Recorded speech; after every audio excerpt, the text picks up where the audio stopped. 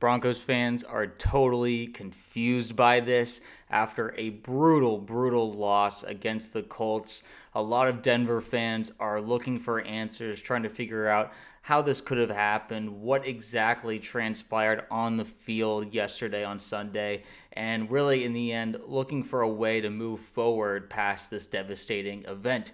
I'm Sebastian with Broncos Digest. Welcome back, everybody. Kind of a mournful Monday, as I like to say after a loss. I don't like to say things after losses because you never like to lose, but it's just one of those days where the sky feels a little darker when you walk outside after a loss on Mondays. But my co-host Mark did a great job, coming after the game and talking about the loss. And just kind of what happened there and just the frustrations from the ending. I was kind of too angry to even want to talk about the game, as I imagine many other Broncos fans were. That field goal at the end was just, yeah.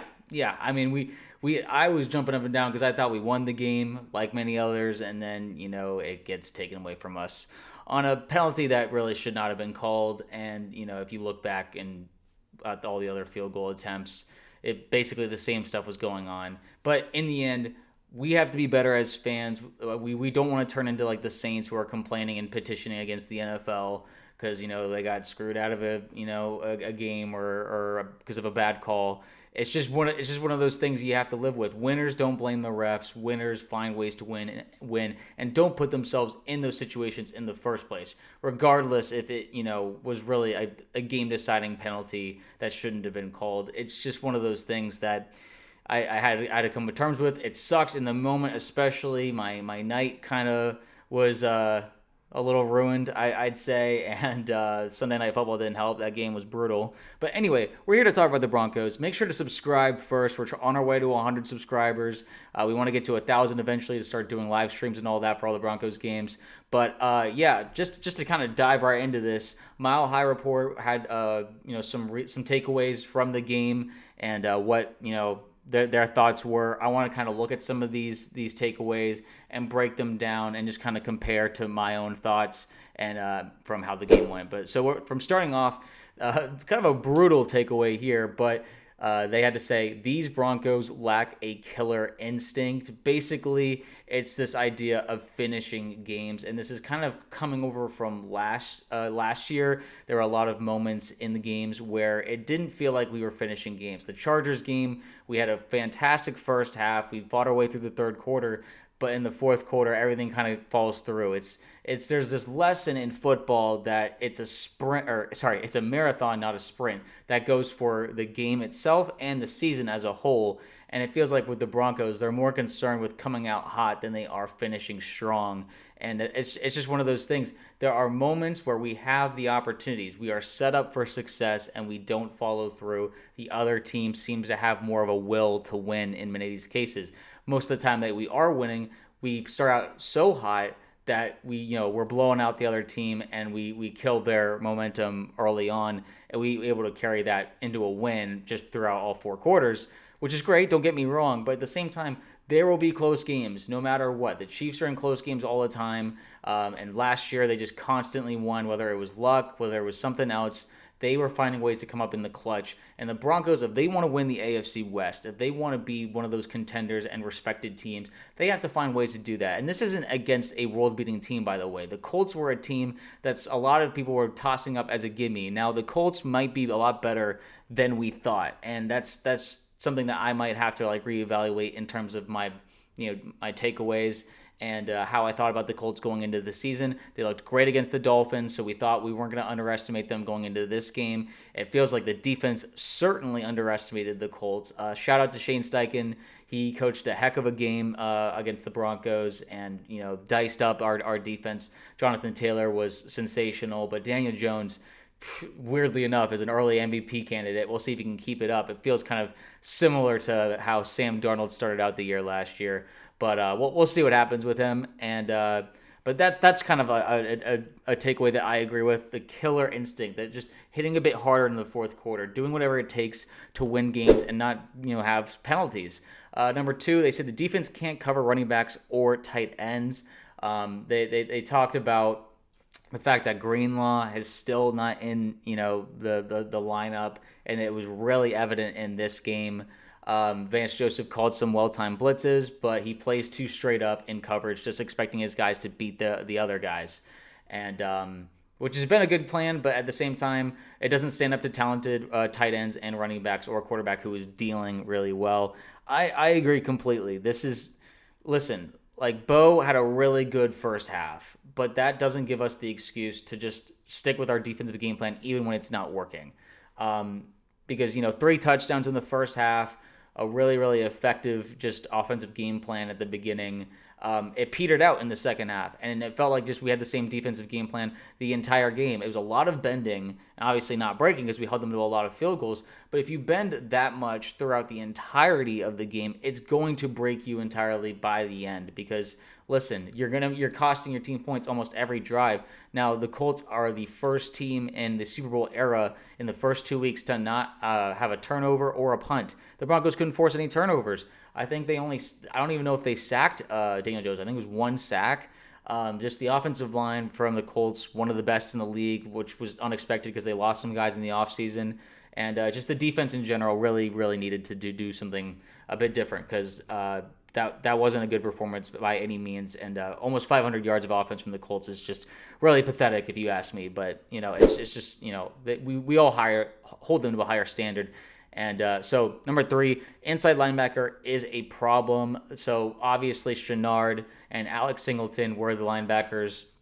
Chenard's still in there for Dre Greenlaw, who's still out. But didn't seem like it was a problem after the Tennessee game. It was a major problem in this game. These guys couldn't cover anybody. They were constantly playing catch up, and it felt like our safeties were doing a lot of covering the problems by chasing down Jonathan Taylor while he's running down the sideline or something. A lot of missed tackles, just really not on their game, and just the lacking of physicality, bouncing off of guys. It was really frustrating to watch that just constant third down conversions from the Colts. The Broncos defense couldn't get off the field, and just they were exhausted by then. You could tell, and Greenlaw has that leadership intangible, has a physical intangible, and just a really high motor that it was obviously clearly missing from that linebacking room this game. And so people are already talking about, do you bench Singleton? I don't think that's possible. He's one of the captains, but we just expect better. We absolutely do. And then the next takeaway was the defense performance in week 2 a fluke or a warning signal? They had to say, I'm not trying to wrap my head around Denver getting torched by Daniel Jones, not Patrick Mahomes, not Josh Allen, not Lamar Jackson, not Joe Burrow, not Jalen Hurts, Daniel Jones. I'm trying not to overreact and remembering that this is a week-to-week league, but the Broncos defense just got torched by Daniel Jones. What the heck?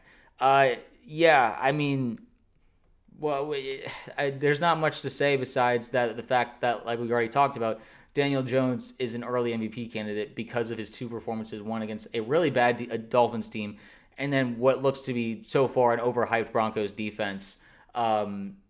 Listen, if you want to get a kick in the butt early, like in the season, you want it early so you can fix those mistakes and learn from them. We were hoping once again to learn from a win, but sometimes a loss sticks with you even more, and it'll really sting because it was a really close loss. It felt like the wind got ripped right under us like a rug, and so this defense is really going to be feeling just how much they let down the team. Because if you told me that we put up 28 points against the Colts, I would have told you we won. I would not think that the Colts would put up 29 or basically 30 points against this Broncos defense, and yet here we are. We're sitting with a loss after they put up 29 points, and just really egregious penalties. And it's just the name of the game. You have to bounce off of this stuff. You have to learn. I don't think it's a warning sign for things to come. I do think this defense has a really high ceiling. But the comparisons to the 2015 defense have officially ended after this performance, because you just don't let things like this happen. The 2015 defense was holding Aaron Rodgers to 67 yards in a game, and Daniel Jones put up like 300 something yards. So it's just not comparable. Jonathan Taylor ran right all over us. There was just a distinct lack of physicality and togetherness, and just overall the pass rush wasn't getting there. Benito, they were getting around, but Daniel Jones was just firing it like he was Tom Brady. It was unbelievable. He was targeting Patrick Surtain 9 times, and it felt like they couldn't care less who our best players were. They weren't afraid of the Broncos defense at all. We stopped them twice on 4th down, but we barely did anything with that. And it's just frustrating. You want to capitalize off of these opportunities. Bo Nix had another late interception that took us out of field, or it was 3rd down, 3rd and short, and it was just a bad throw that cost us at least a field goal attempt. So it's just, like you can just feel the frustration rising in me just talking about the game. Okay, the next takeaway, the front 7 got bullied by the Colts offensive line in pass protection. Yeah, like I said, there was only 1 sack. It wasn't good enough. And the guys in who were protecting the pass in the defensive backfield couldn't hold up for some reason. These guys aren't world breakers. Pittman, Pierce, Tyler Warren was killing us, and this guy's a rookie playing his 2nd game against the Broncos defense, and he made us look like chumps. So I don't know. Listen, I mean, Warren obviously clearly should have been the first tight end taken off the board by the Bears if they were planning to go tight end.